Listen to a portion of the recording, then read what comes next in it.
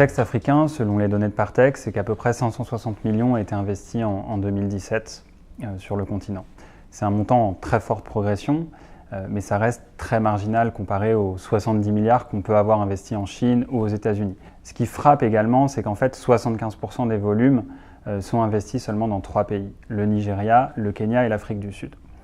Donc il y a vraiment encore beaucoup à faire pour développer un écosystème qui soit bénéficiaire pour tous les pays du continent. Pour nous, c'était important d'avoir la vision de l'ensemble des acteurs de l'écosystème start-up et capital risque en Afrique, donc à savoir les entrepreneurs, les fonds d'investissement, les fonds de venture capital, les incubateurs et aussi les institutions de développement. On trouve par exemple des articles d'entrepreneurs qui montrent bien que l'aventure start-up en Afrique, c'est un investissement de longue haleine, que le parcours est souvent assez semé d'embûches et très difficile.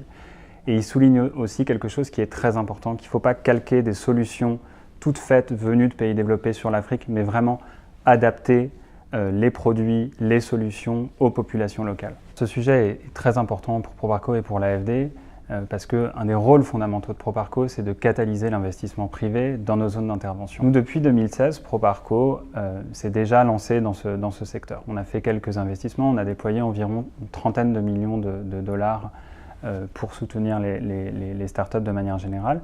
Et depuis 2018, on s'est doté d'une division dédiée à ce secteur avec les moyens conséquents.